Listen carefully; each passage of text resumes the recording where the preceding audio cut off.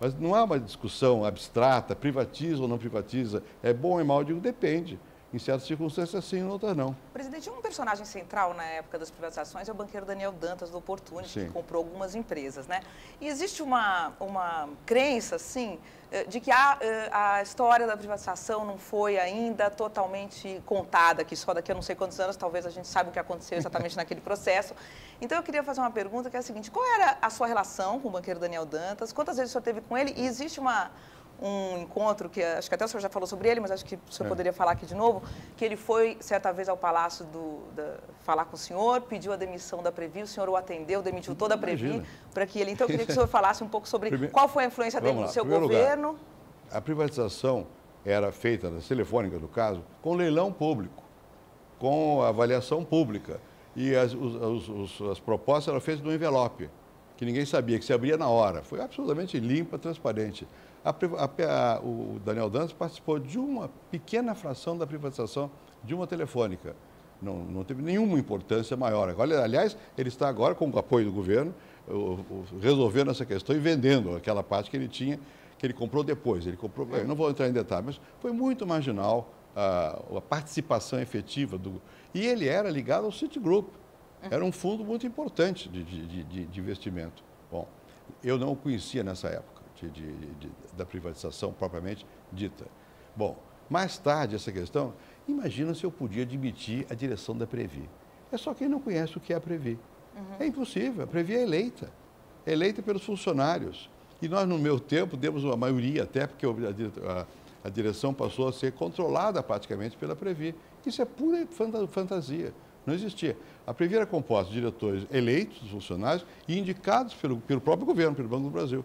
Ninguém foi demitido. Houve uma mudança nessa época que não tinha a ver comigo, tinha a ver com o fato de que a direção da Previ, na época, não quis seguir as regras da Secretaria de Previdência Social do governo. Complementar. Então, eles foram afastados e voltaram. Mas o que o Daniel Dantas falou com o senhor naquela noite, então? O Daniel Dantas estava sempre tentando brigar nessa época com a Previ. E por essas razões que brigou até hoje. Agora acertou. Ele vai receber, parece que 1 bilhão. Fez um acordo com a Previ. Né? Ele vai receber 1 bilhão para poder fazer essa fusão entre a Telemar e a Brasil Telecom, que é dele. Né? É uma briga antiga de comando, de acordos e desacordos, não sei o quê, que no meu governo não foi resolvida.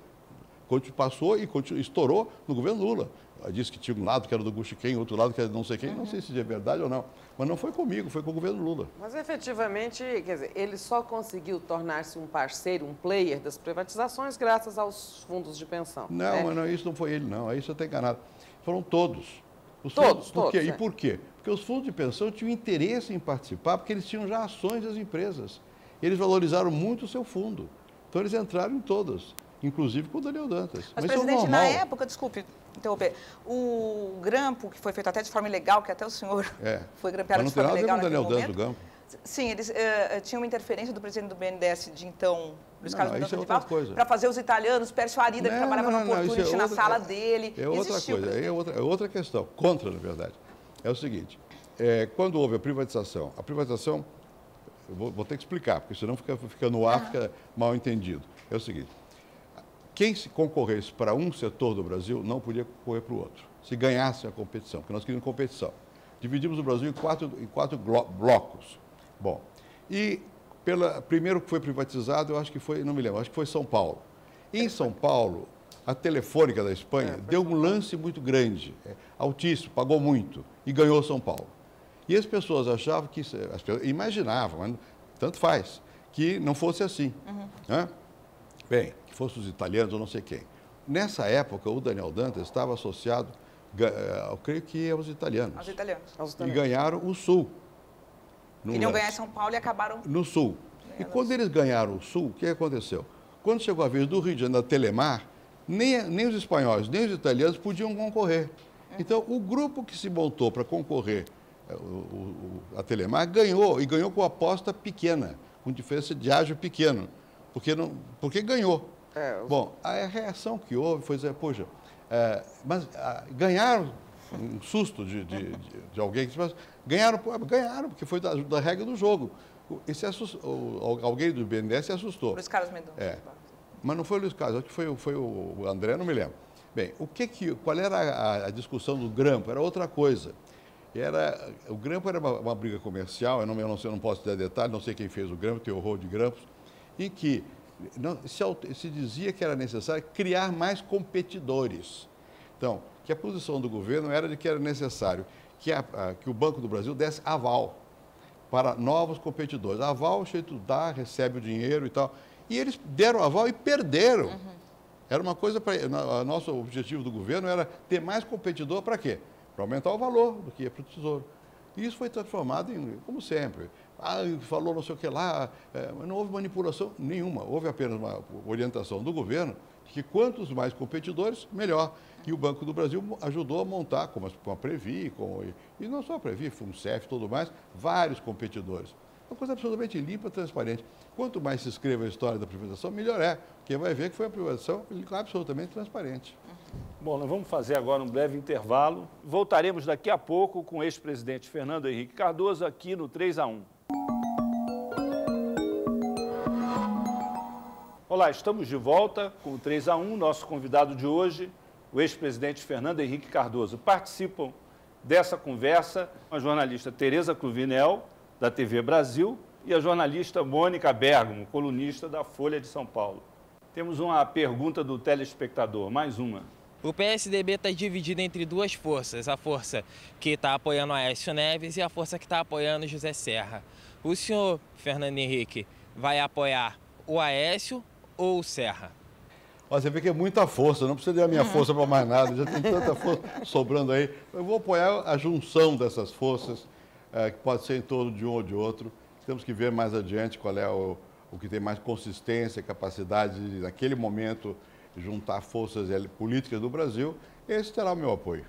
Já que o telespectador nos trouxe para a política interna, o senhor é a favor de que a escolha do candidato do PSDB se dê por prévias, né, com participação até dos eleitores? Bom, isso implicaria uma primária. Isso existe nos Estados Unidos, que é diferente o sistema. Você se registra previamente, em certos estados você nem precisa ser membro do partido. Nós não temos a estrutura para fazer primária. Se houver impasse, a estrutura nossa é outra. Faz uma votação na convenção. Na eleição passada, a escolha do candidato, no caso o ex-governador Geraldo Alckmin, se deu num jantar com a cúpula do partido. Aparente, pelo resultado da eleição, não deu certo. Como é que vai ser a escolha agora? Não houve escolha nenhuma em jantar nenhum. Houve, de fato, um jantar que a imprensa foi lá e fotografou e tal, mas não foi nesse dia que se resolveu nada. Esse dia nós estamos apenas conversando. Era o Tasso, eu, a Aécio, não me lembro mais quem. A escolha foi diferente. Quer dizer, na verdade, houve um dado momento em que a direção do partido foi consultamos os dois candidatos prováveis. Geraldo Alckmin, que disse que ele aceitaria um mecanismo de seleção, que seria a convenção. Se houvesse a convenção, ele aceitaria enfim, o resultado. E fomos conversar com o José Serra também. Bom, numa certa altura, o José Serra tomou a decisão de não concorrer, em conversa comigo, com o Tasso e com o Aécio. A imprensa estava lá embaixo, na verdade, no apartamento do... Porque ele ficou com medo de perder do Lula? Não, eu não sei por que ele tomou essa decisão, mas eu apoiei. Eu achei que ele teria mais chances numa outra oportunidade e eu apoiei. E a decisão de não concorrer foi do Serra. Se houvesse a decisão do Serra de concorrer, nós iríamos para o Diretório Nacional e até eu acho provável que o Serra ganhasse. Porque o Serra tinha, na pesquisa, o resultado mais favorável e porque nós tínhamos, na verdade, mais controle do Diretório Nacional. As pessoas que apoiariam o Serra, eu apoiaria, né? E ele tomou a decisão de não competir, porque ele estava na prefeitura, achava que ele estava mais ou menos consolidando seu prestígio em São Paulo. Era uma eleição difícil, né? Como toda eleição, ele já havia perdido uma eleição anteriormente, não conviria perder uma segunda, e o Geraldo teria menos a perder e achava que ia ganhar. Foi isso. É a mesma coisa agora. Temos o Aécio e o Serra. Ambos são bons candidatos, governador de Minas e de São Paulo. Que mais um partido pode querer do que ter esses dois candidatos? Mas qual que o senhor considera mais preparado para ser presidente, que estudou mais, que se preparou mais? Quem estudou mais fui eu, né? Depois o senhor é candidato, não, né? Não, isso não adianta nada. Entre os dois. Não, o problema não é quem estudou mais, o problema é quem vai estar sintonizado com o que o Brasil precisa, e o que a opinião pública quer mais adiante, quer dizer, daqui a algum tempo, né?